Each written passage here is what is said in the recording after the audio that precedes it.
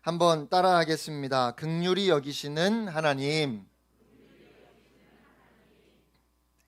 우리는 우리를 긍휼히 여기시는 하나님의 은혜로 구원받은 사람들입니다.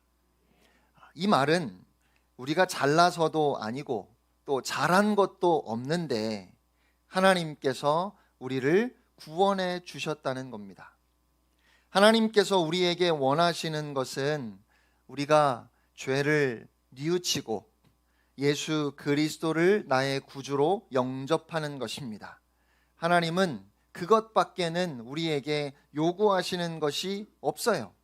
그러면 누구든지 다 하나님의 자녀가 됩니다. 이것은 놀라운 복음입니다. 이 복음이 모든 나라와 모든 민족을 향해 전파되고 있습니다. 그 일에 쓰임받은 사람이 바로 사도 바울이지요. 그런데 우리는 바울을 가리켜서 이방인의 사도라고 부릅니다. 그런 바울에게 그 마음에 그치지 않는 고통이 있다는 것을 지난주에 우리가 살펴보았지요. 자신의 동족인 유대인들이 그 복음을 거절하는 겁니다. 유대인들은 하나님의 율법을 지켜야만 구원받는다고 고집했습니다. 그 말은 곧 하나님의 율법을 받은 자기들만 구원받는다는 겁니다. 그들은 율법을 받지 않은 이방인들은 하나님께서 지옥의 땔감으로 만들었다고 생각했습니다. 그래서 유대인들은 하나님의 율법이 아니라 오직 예수 그리스도의 십자가, 그 복음을 믿기만 하면 누구나 다 구원받는다고 하는 이 놀라운 은혜의 복음을 싫어했어요. 그 복음을 거절할 뿐만 아니라 그 복음을 힘써 증거하는 사도 바울을 말할 수 없이 핍박했지요. 유대인들은 하나님께서 택하신 백성입니다. 하나님께서 그들에게 언약을 주셨고 율법을 주셨고 또 하나님 앞에 예배할 수 있는 예배법도 가르쳐 주셨습니다. 예수님도 역시 그들 가운데에서 태어나셨지요. 예수님이 유대인이라는 말입니다. 그런데 어떻게 그러한 하나님의 택하심이 취소될 수 있는지, 하나님께서 택하신 백성이 어찌 하나님의 복음을 거절할 수 있는지 아마도 이것이 사도 바울의 고민이었던 것 같습니다. 그때 성령님께서 바울에게 깨우쳐 주신 것이 바로 로마서 9장부터 11장의 내용입니다. 그런데 이것은 단순히 유대인들만의 문제는 아닙니다. 우리에게도 매우 중요한 말씀이에요. 왜냐하면 이 말씀은 결국 하나님은 어떤 분이신지, 하나님은 어떻게 우리를 구원하시는지 그 중요한 진리를 말씀하고 있기 때문입니다. 하나님께서 택하신 이스라엘이, 유대인들이 십자가 복음을 거절한 것이 그래서 하나님의 약속이 폐하여진 것은 아닙니다. 왜냐하면 하나님께서 이스라엘 민족을 선택하신 것은 혈통으로 유대인인 사람들을 무조건 다 택하신 것은 아니었기 때문입니다. 다시 말하면 이스라엘이 누구인지, 하나님의 택함받은 백성들이 과연 누구인지를 우리가 제대로 깨달아야 한다는 것입니다. 사도 바울은 두 경우를 예로 들어 설명합니다. 이스마엘과 이삭은 혈통으로는 다 아브라함의 자손이지요. 그러나 그 중에 이삭만 택함을 받았습니다. 이삭과 리브가의 쌍둥이 아들 중에서 에서는 아니고 야곱이 택함을 받았지요. 혈통으로는 다 아브라함의 자손이지만 그래서 다 하나님이 택하신 것은 아니며 그 중에 하나님께서 하나님의 주권으로 택하신 사람들이 있다는 겁니다. 한 가지 13절 말씀을 보시면 하나님이 야곱은 사랑하시고 에서는 미워하셨다 하는 말씀이 있는데 이 말씀을 우리의 어떤 언어적인 배경을 가지고 하나님이 에서를 미워하셨다고 생각하시면 틀려요. 이 표현 안에는 히브리인들이 주로 사용하는 관용적인 표현이 담겨져 있는 겁니다. 히브리 사람들은 두 개의 상반되는 단어를 자주 씁니다. 13절에 나오는 사랑과 미움이 그 예이지요. 그리고 그것은 그들이 강조하고자 하는 하나의 단어를 부각시키기 위해서 상대적으로 반대의 단어를 쓰는 겁니다. 예를 들면 예수님께서 제자의 도리를 가르치실 때 자기의 부모나 형제나 처자나 자기의 목숨까지 미워하지 않으면 제자가 될 수 없다고 하셨어요. 누가복음 14장 26절 말씀입니다. 무릇 내게 오는 자가 자기 부모와 처자와 형제와 자매와 더욱이 자기 목숨까지 미워하지 아니하면 능히 내 제자가 되지 못하고. 그런데 그래서 여러분은 부모님을 미워하십니까? 아니죠. 형제 자매를 미워하시는 분 안 계시죠? 미워하면 큰일 납니다. 이 말씀은 아까 말씀드린 것처럼 그렇게 미워하라는 표현이 아니라 예수님을 가장 사랑해야 한다고 하는 것을 강조하는 히브리식의 표현이라는 겁니다. 예수님의 제자가 되기 위해서는 예수님께 최고의 사랑을 드려야 되는데 그 최고의 사랑을 강조하기 위해서 반대되는 미움이라는 단어를 사용한 거예요. 그렇게 야곱을 택하신 것에서도 중요한 것은 하나님의 자비로우신 택하심이라는 사실이 드러나는 겁니다. 누구를 택하고 택하지 않고는 하나님의 절대적인 뜻에 의한 결정입니다. 여기에 인간은 이의를 제기할 수 없습니다. 하나님의 절대 주권이에요. 여러분이 이것이 때로는 좀 받아들이기 어려운 교리가 되기도 하는데, 그런데 바르게 이 교리를 이해하면 이건 받아들이기 어려운 교리가 전혀 아닙니다. 우리도 오늘 예배당에 이렇게 오셔서 앉아 계시기까지 많은 여러분의 주권을 행사하셨어요. 옷장에 있는 옷 중에 마음에 드는 옷을 여러분이 고르셨지요. 그리고 그렇게 고른 옷을 택하여 입으셨어요. 그랬더니 선택받지 못한 다른 옷들이 내가 더 좋은데, 내가 더 좋은 옷인데, 내 색깔이 더 예쁜데 막 이러면서 여러분에게 왜 바보같이 그걸 골랐냐고 불평하면 될까요? 안 될까요? 안 되겠죠. 우리가 편해서든 모양 때문이든 적절한 옷이라고 생각해서 선택하여 입었는데 선택받지 못한 옷이 자기가 재질이 더 좋다고 왜 다른 옷을 입느냐고 그렇게 다른 옷을 선택하는 우리를 의롭지 않다 말할 수는 없는 겁니다. 나에게 주어진 주권을 내가 행사하는 것이 지극히 당연한 일이기 때문입니다. 우리나라 윤석열 대통령이 아랍에미레이트 국빈 방문과 스위스 다보스 포럼을 참석하기 위해서 어제 출국했습니다. 여러분, 대통령을 위해서 기도하셔야 됩니다. 대통령이 모든 일정을 잘 소화하고 또 좋은 성과를 가지고 돌아올 수 있도록 그렇게 기도해야 돼요. 저는 그렇게 기도합니다. 그런데 저는 지난 대통령 선거에서 지금의 대통령에게 투표하지 않았어요. 그렇다고 또 다른 당을 뽑았냐? 그것도 아닙니다. 아무튼 저 나름대로 생각하는 것이 있어서 저의 주권을 가지고 저의 표를 제 마음대로 행사했습니다. 제가 이렇게 공개적으로 이야기했다고 해서 윤석열 대통령이 왜 자기를 찍지 않았느냐고 저에게 불이하다고 할 수 있을까요? 없지요. 왜냐하면 그건 저의 권한이고 주권은 그렇게 신성한 것이고 전적으로 그것을 행사하는 사람의 것이기 때문에 그렇습니다. 우리는 우리의 의지나 노력으로 하나님께 선택받은 것이 아니라 오직 하나님께서 베푸시는 자비와 하나님의 일방적인 주권으로 선택받았습니다. 그런데 중요한 것은 하나님께서 그렇게 이스라엘을 택하신 목적이에요. 하나님이 이스라엘을 택하신 것은 그래서 그들만 구원하고 다른 민족은 다 멸하시려고 그렇게 하신 것이 아닙니다. 우리가 지난 말씀의 잔치를 통해서도 살펴본 것처럼 하나님이 유대인들을 택하신 것은 사명을 주신 것입니다.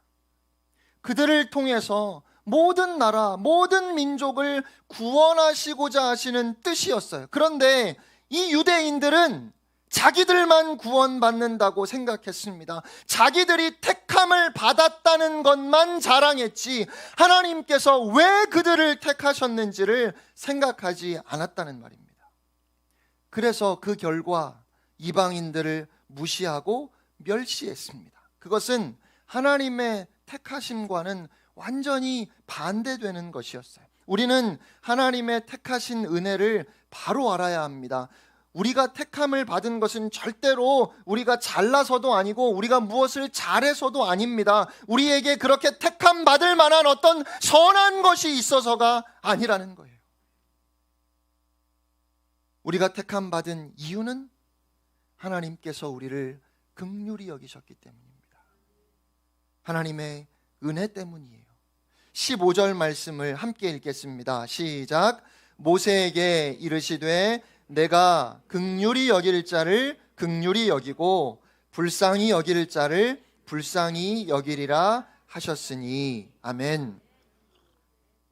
이 말씀도 우리가 잘못 이해하면 변덕스러운 독재자의 말처럼 들릴 수 있어요. 그래서 이런 의문을 가질 수 있는 거지요.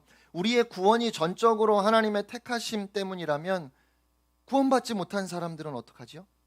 그 사람들은 하나님이 긍휼히 여기지 않으신 건가요? 그러면 어떤 사람이 구원받지 못한 것이 결국은 하나님 책임 아닌가요? 더욱이 여러분이 18절 말씀을 보시면 그런 질문을 할 만하지요. 마치 하나님이 어떤 사람을 완악하게 하셔서 구원받지 못하게 만드신 것처럼 그렇게 보이기도 하니까요. 그런데 그것은 역시 말씀을 정확히 이해하지 못한 것입니다.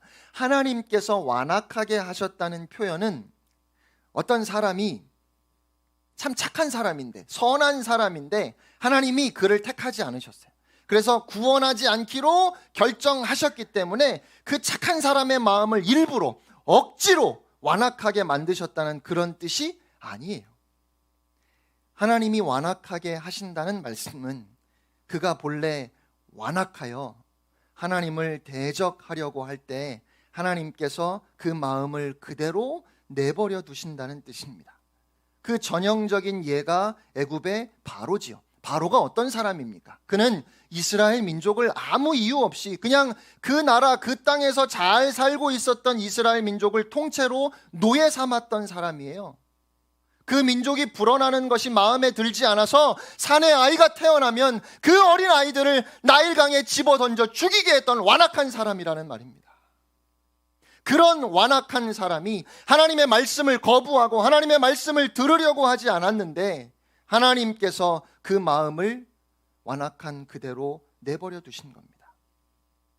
16절 말씀 함께 읽겠습니다. 시작. 그런즉 원하는 자로 말미암음도 아니요 다른 박질하는 자로 말미암음도 아니요 오직 긍휼히 여기시는 하나님으로 말미암음이니라.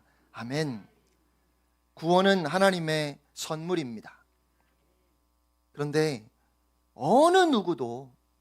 우리 중에 어느 누구도 그런 하나님의 긍휼을, 하나님의 구원을 요구할 수는 없습니다. 죄의 싹은 사망입니다. 그러니까 하나님께서 누구에게도 긍휼을 베풀지 않으시는 것이 정상이에요. 그럼에도 하나님께서 누구에게나 긍휼을 베푸신다는 것이 복음이지요. 하나님은 긍휼히 여길 사람을 긍휼히 여기시는 분입니다. 잘 기억하셔야 됩니다. 하나님은 어떤 사람도 멸망받도록 예정하지 않으셨습니다. 누군가가 그렇게 얘기하면 그건 틀린 거예요. 하나님은 어떤 사람도 멸망받을 사람으로 예정하지 않으셨습니다.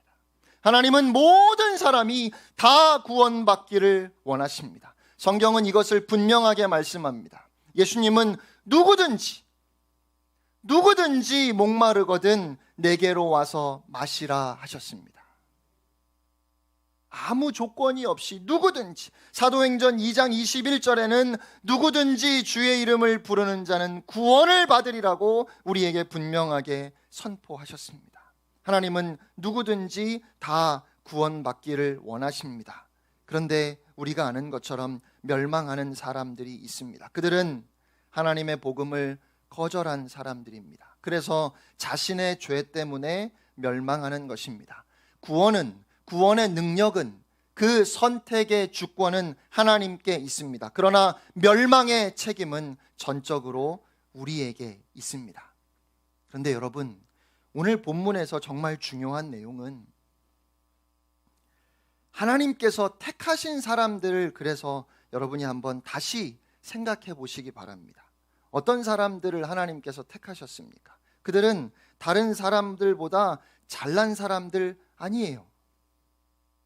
뛰어난 사람들도 아니에요. 강한 사람들도 아니에요. 지혜로운 사람들도 아니에요. 아브라함, 이삭, 요셉, 에브라임, 하나님이 어떤 사람을 택하셨습니까? 자격이 없는 사람, 약한 사람, 부족한 사람, 둘째, 못난 쪽을 택하셨습니다. 왜 그렇게 택하셨을까요? 은혜를 알게 하시는 것입니다. 그러니까 절대로 착각하시면 안 됩니다. 우리도 하나님께서 우리를 택하신 이유는 우리가 다 부족해서, 우리가 다 자격이 없어서, 우리가 다 못나서, 그래서 하나님이 택하셨습니다. 마음에 안 드시는 것 같아요. 신명기 7장 7절 말씀입니다. 제가 정말 좋아하는 말씀입니다. 우리 다 같이 함께 읽겠습니다. 시작. 여호와께서 너희를 택하심은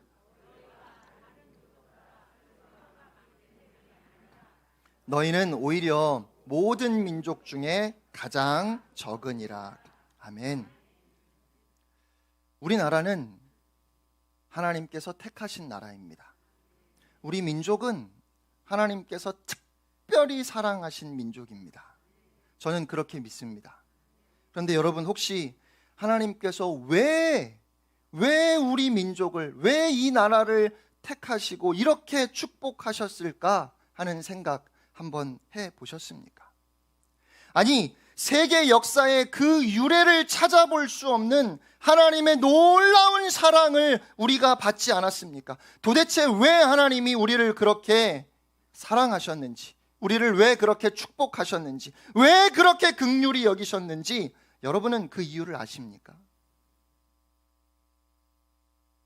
우리 민족이 너무 작고 보잘것없어서 하나님께서 은혜로 우리를 택하셨습니다. 제가 이번에 캄보디아에 가서도 이 사실을 다시 한번 깨닫게 되었습니다. 몰랐어요. 캄보디아가 1900년대 중반까지만 해도 아시아에서 세 번째로 잘 사는 나라였다고 합니다. 여러분은 알고 계셨나요? 네. 아시아 전체에서 세 번째로 잘 사는 나라가 캄보디아였대요. 그 시기에 우리나라도 세 손가락 안에 들긴 했습니다. 전 세계에서 가장 가난하고 못 사는 나라 세 번째가 우리나라였어요. 민주주의가 자리를 잡고 경제가 성장할 수 있는 가능성이 전혀 없었던 나라. 그래서 전 세계가 우리나라를 쓰레기통에 비유했습니다. 여러분 알고 계십니까? 쓰레기통에 장미꽃이 피는 것을 기대하는 것이 이 나라의 민주주의가 발전하기를 기대하는 것보다 더 낫다. 그게 세계인들이 대한민국에 대해서 가지고 있었던 생각이에요. 그런데 그런 우리 민족, 우리나라를 하나님이 택하셨습니다. 왜요? 하나님의 은혜를 분명하게 알게 하시려고요. 그러니까 우리는 절대로 교만하면 안 되는 겁니다. 우리에게 뭔가 가능성이 있어서 하나님이 우리를 택하셨지, 그렇게 착각하는 순간, 그렇게 교만한 마음을 품는 순간 우리나라는 한순간에 무너져 버릴 수 있습니다. 왜냐하면 이 나라가 이렇게 세워진 것이 다 하나님의 은혜인데, 그 은혜를 망각하는 순간이 우리가 망하는 순간 아니겠습니까?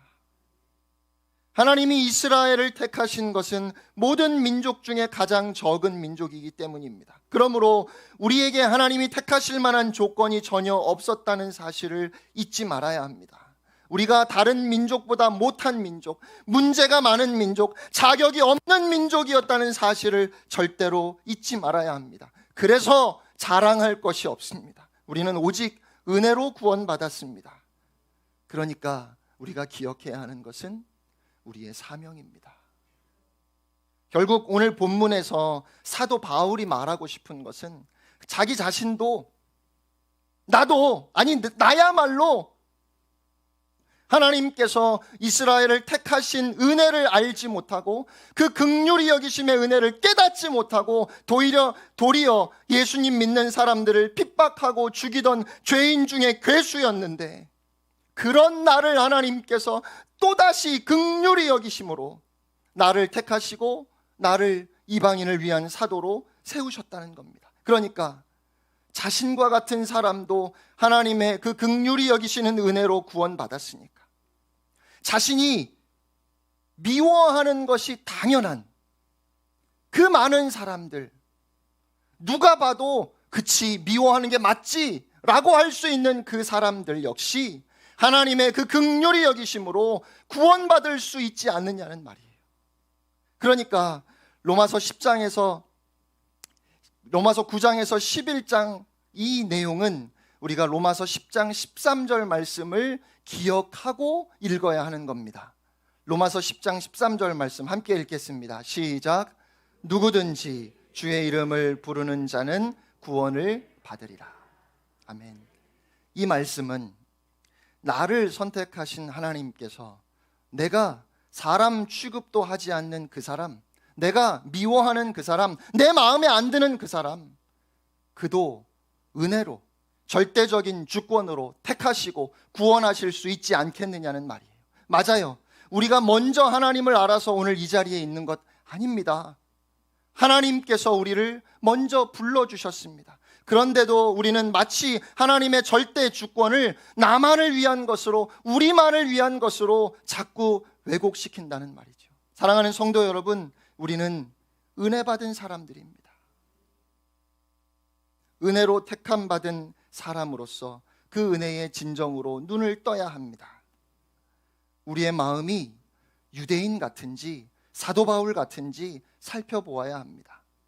로마서 9장 10장을 통해서 바울이 말하고 싶은 건 하나님께서 절대 주권으로 나를 선택해 주셨고 구원해 주셨으니 지금 바울을 핍박하고 죽이려 하는 동족 유대인들에게도 그 하나님의 은혜가 임하도록 복음을 전하는 도구가 되는 삶을 살고 싶다는 거예요. 이런 바울을 하나님이 어찌 기뻐하지 않으시겠습니까? 어찌 그를 사용하지 않으시겠습니까? 그러니까 우리가 그런 마음으로 선교의 도구로 쓰임 받아야 하는 겁니다. 그렇다면 오늘 나를 괴롭히는 사람은 누구입니까? 우리가 증오할 수밖에 없는 사람이 누구입니까? 우리는 바로 그러한 사람들에게 하나님의 사랑을 전하는 삶을 살아야 합니다. 그럴 때 우리는 어떤 형편에서든지 감격과 기쁨으로 충만할 것입니다. 구원받지 못한 사람들을 위하여 애통하며 기도하고 복음을 전할 것입니다. 사랑하는 성도 여러분, 하나님께서 우리를 긍휼히 여기셨습니다. 그래서 우리에게 은혜를 베푸셨습니다. 그런데 혹시 오늘 우리가 유대인과 같이 되어버린 것은 아닙니까? 불신자들에 대해서 관심이 없고 동족에 대한 눈물의 기도조차 사라져버렸고 민족 감정의 벽 하나 넘어서지 못하고 사람들을 자꾸만 세상의 눈으로, 인간적인 눈으로 차별하는 것, 그것을 우리가 회개해야 하겠습니다.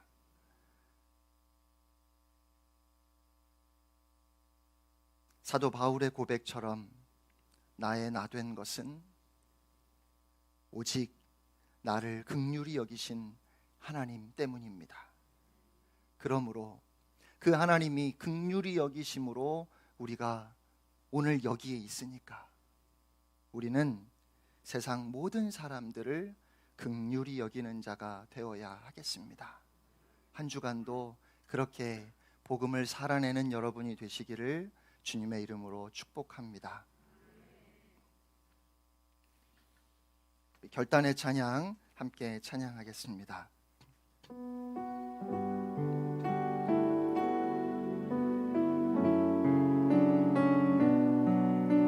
기도하는 마음으로 이 찬양의 가사를 고백하겠습니다. 지극히 작은 자 죄인 중에 괴수 무익한 날 부르셔서 간절한 기대와 소망 부끄럽지 않게 십자가 전케 하셨네. 어디든지 가리라 주 위에 서라면 나는 전하리 그 십자가